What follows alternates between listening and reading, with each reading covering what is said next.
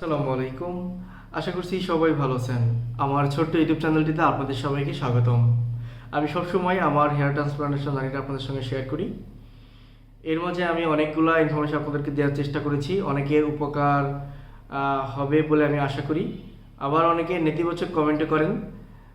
এর ভিতরে লাস্ট একটা ভিডিওতে একজন কমেন্ট করেছিলেন নিজেরই চুল নাই, মানে খুব বাজেভাবে কমেন্ট করেছিল। ওটা নিয়ে আমি বোদার করি না, কারণ হচ্ছে নেগেটিভ থিঙ্কার থাকবেই।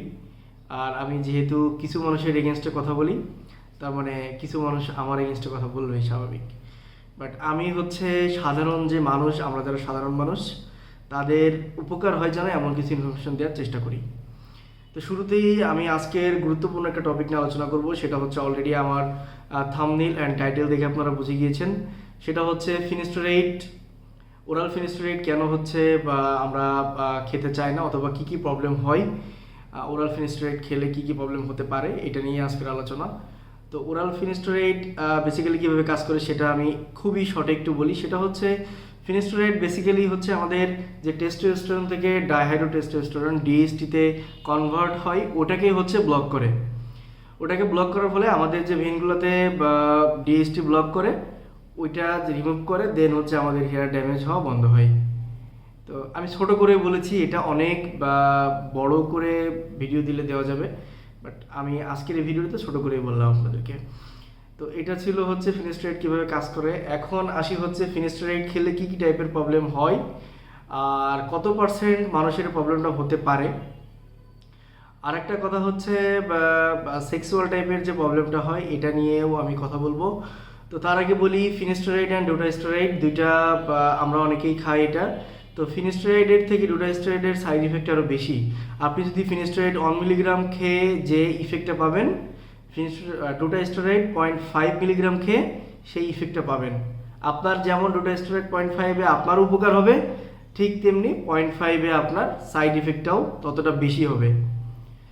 তো এটা গেল ফিনিস্টোরাইড ডুটাস্টোরাইডের একটা ছোট ইনফরমেশন। এরপরে আসি হচ্ছে ফিনিস্টোরাইড খেলে আমাদের কি টাইপের প্রবলেম হয়।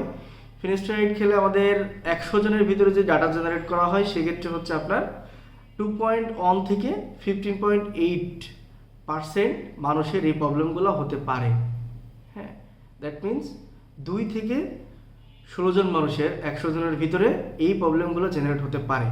এখন অনেকেই বলেন, ভাই 2 থেকে 16 জন খুবই তো কম, তাই বলে আমরা ফিনিস্টোরেট কেন খাবো না? আমি নিষেধ করতেছি না ফিনিস্টোরেট খাইতে আপনাদেরকে, আপনারা খেতেই পারেন, কোনো সমস্যা নেই। বাট এই 100 জনের ভিতরে যে 2 থেকে 16 জন, এর ভেতরে যে আমি আপনি হতে পারি না এমন কিন্তু না। হ্যাঁ, তো এটাই 2 থেকে 16 জন মানুষের হতে পারে 100 জনের ভিতরে। আরেকটা কাজ করে, যেটা হচ্ছে আপনার অনেকের সাইকোলজিক্যালি সাইড ইফেক্টগুলো জেনারেট হয়। যেমন আমরা জানি যখন যে ফিনিস্টোরাইড খেলে এই প্রবলেম হতে পারে, তো আপনার যদি মেডিসিনের 2% হয়, আপনার সাইকোলজিক্যালি দেখা যাবে যে আরও 2% হয়ে গেছে। হ্যাঁ, সাইকোলজিক্যালি আপনি ফিল করতেছেন যে না, আমার এই প্রবলেমগুলো হচ্ছে। তো তখন হচ্ছে আপনি 2-কে 4-এ কনভার্ট করে ফেললেন। 2 হচ্ছে আপনার মেডিসিনে, 2 হচ্ছে আপনার সাইকোলজিক্যালি।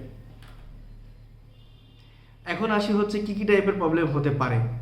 তো 1 নম্বর প্রবলেম যেটা হতে পারে, সেটা হচ্ছে আপনার পুরুষের যে একটা জৈবিক চাহিদা, সেক্সুয়াল যে একটা ফিলস, এটা হচ্ছে কমে যাবে। হ্যাঁ, এটাকে সায়েন্টিফিক্যাল ভাষায় যেটা বলে ডিক্রিজড লিবিডো। ডিসফাংশন যেটা, সেটা হচ্ছে আপনার যে একটা ডিউরেশন ছিল, এটা নর্মাল থাকবে না, অ্যাবনর্মাল একটা টাইমিং হবে। আর হচ্ছে আপনার স্পার্মটা অনেক বেশি উইক হয়ে যাবে। হ্যাঁ, তারপর হচ্ছে স্পার্মের ভলিউমটাও অনেক বেশি কমে যাবে। তো এইগুলো আপনারা নিজেরাই ফিল করবেন আস্তে ধীরে। বাট আমি আপনাদেরকে, যারা হচ্ছে ফিনিস্টোরাইড খাওয়ার প্ল্যান করতেছেন, অবশ্যই জেনে তারপর হচ্ছে ফিনিস্টোরাইডটা খাবেন। আবার হচ্ছে টেস্টিকুলার পেইন হতে পারে। টেস্টিকুলার পেইন কি সেটাও আপনাদেরকে আমি বলি। টেস্টোস্টেরন যেটা, সেটা আপনারা অনেকেই জানেন। টেস্টিকুলার পেইন যেটা, সেটা হচ্ছে পুরুষদের যে পুরুষাঙ্গ, সেটাতে অনেক সময় প্রবলেম হতে পারে। অ্যালার্জিক রিয়াকশন হবে, অ্যালার্জিক রিয়াকশনের ভিতরে আপনার স্কিন র্যাশ হতে পারে। তারপর হচ্ছে আপনার ব্রেথিংয়ে প্রবলেম হতে পারে, যেটাকে আমরা অ্যাজমা টাইপের বলি, এটাও হতে পারে। প্রোস্টেট ক্যান্সার হতে পারে। প্রোস্টেট ক্যান্সার যেটা, সেটাও একটু আগে যেটা বলেছি ওই টাইপেরই, এটাও আপনার ক্যান্সার হতে পারে। তারপর হচ্ছে পুরুষদের ক্ষেত্রে ব্রেস্ট ক্যান্সারও হতে পারে পুরুষের।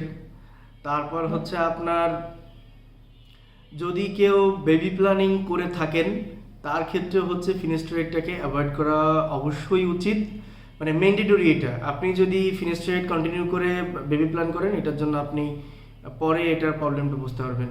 তো আপনি যদি ফিনাস্টেরয়েড খেয়েও থাকেন অ্যাটলিস্ট 3 মাস আগে, বেবি প্ল্যানিংয়ের 3 মাস আগে আপনার ফিনাস্টেরয়েডটা অফ করে দেবেন। তারপর হচ্ছে আপনার ওয়েট গেইন হতে পারে, হ্যাঁ ওই মানে আপনার ওজন বৃদ্ধিও হতে পারে এটার কারণে। আপনার সাইকোলজিক্যালি কিছু প্রবলেম হতে পারে যেটা অ্যাবনর্মাল বিহেভিয়ার আপনার হতে পারে। তো আমি অনেকগুলা পয়েন্ট আপনাদেরকে বলেছি, যদি একবারে না বোঝেন ভিডিওটাকে রিপিট করে দেখেন আপনি, বাট এটা জেনে তারপর হচ্ছে আপনি ফিনাস্টেরয়েডটাকে কন্টিনিউ করেন।